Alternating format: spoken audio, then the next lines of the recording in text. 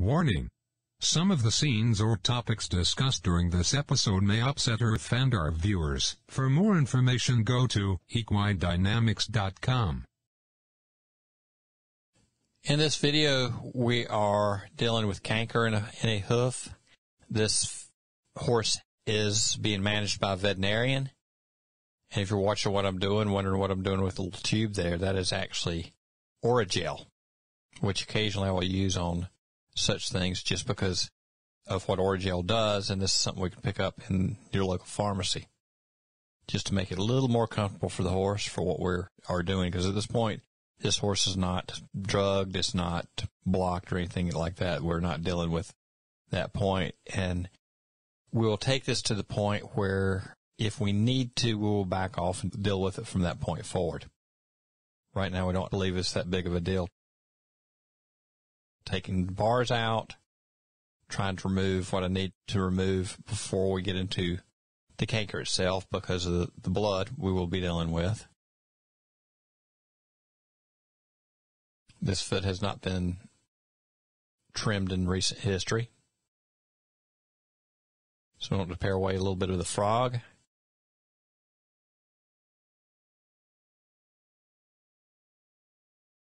I'm not trying to take too much foot because we don't want to leave this guy too sore-footed by the time it's done, even though we do need to work on some balance of the foot. But right now, we want to get this canker situation under control. Get where we can medicate it and get it out of there. If you're going to go after and remove canker, you need to remove what you can remove, and you need to deal with it and take care of it. If not, you kind of make it mad and it will spread faster sometimes. And if you have this type of situation, you need to get your professionals involved and do what has to be done. See right there, we're breaking into the canker. What is visible? And as we go into the frog, we'll find more area. It is spread to, not just what is showed up on the surface. Dabbing a little blood away, going to pick around in there with a curette to see what things feel like. Pull it up just to see where we're undermined under the frog.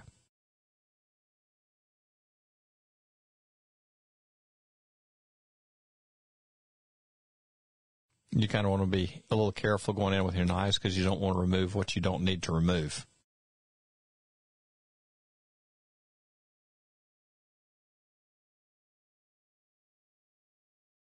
We do have a bit of bleeding. Sometimes if you put something on their foot and let them stand on it, it will help get a little clotting. And there are a few other deals. If we're working in the vet clinic, of course, we can freeze if we need to. Out in the field, since I'm removing this by myself, I have been consulting with the veterinarian. We're doing what we can do as a farrier. But investigate before you just arbitrarily remove anything. Feel your way through it, see what's there.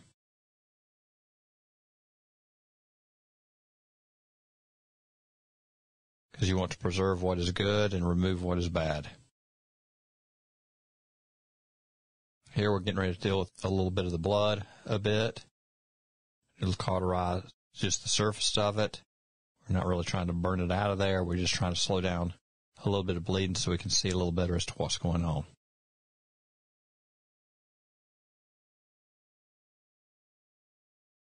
They do feel some of this, but in the field sometimes this is what we can do.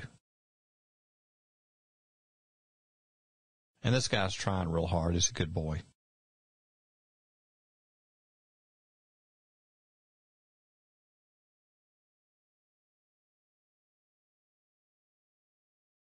See there, we're getting where we can see again.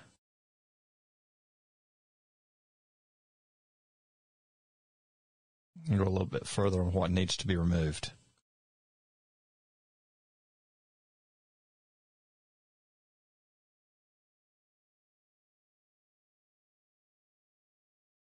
Good sharp knives help.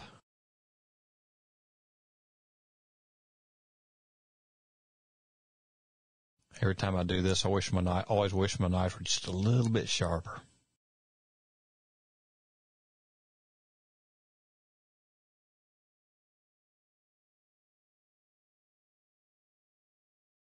stop blood a little bit again.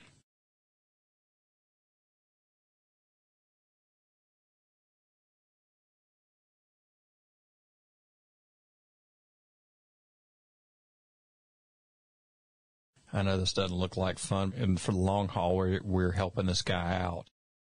Because if this is left alone, it can make a mess like you wouldn't believe sometimes.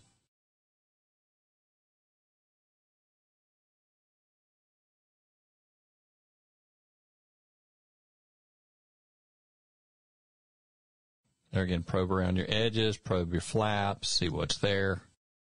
Find out what you need to remove. You're trying not to take any more than you just absolutely have to.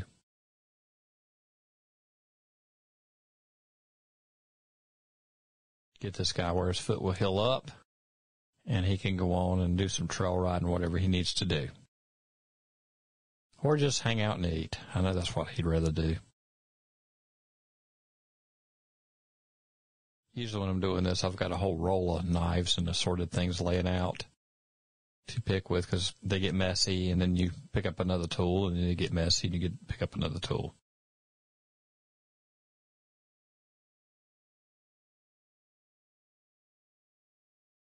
Always keep a few rags handy.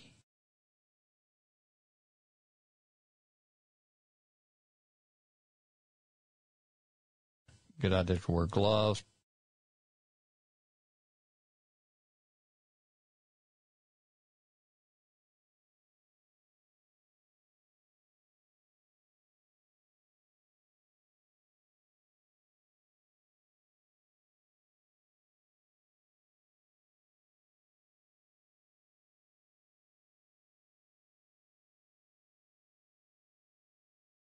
And you see what we've taken out, and right now we're not bleeding, but you can see where we've removed the top layer of the frog, found what was undermined, and we have removed some of the actual canker itself.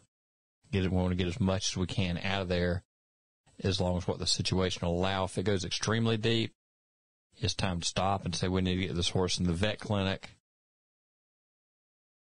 Right here, we just wrapped a rag on there, let him stand on it, put a little compression on it to help with blood, and give it a chance to where we can get back in there and take a look. And just standing there for a few minutes, see how much difference that's made, just because we had a big wad of a rag under there and him standing on it.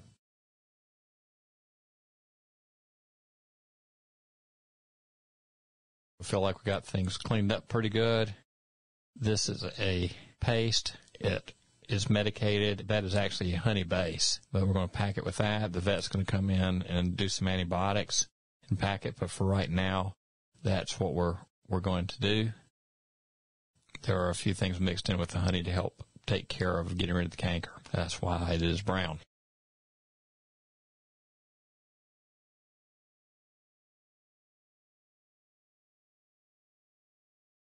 Doing these things, I am always working directly with the vet, always consulting with the vet, and doing the best we can for the horse. So we're going to wrap it up and leave it. The vet's going to come do a follow-up behind me, check what they need to check, make sure the treatment is going as they want to.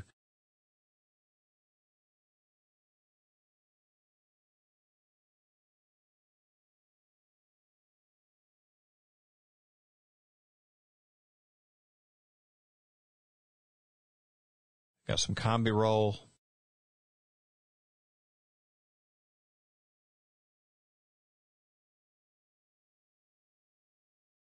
And vet wrap.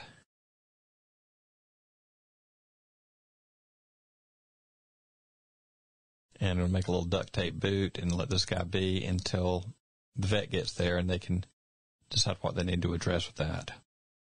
They'll check to see if there's anything else that popped up that needs to be removed. But we've gotten it down to where if something does pop up, that they do not have to take much to get it out. It should be pretty good. Last report on this horse was he was healthy and happy, and they were trail riding him again.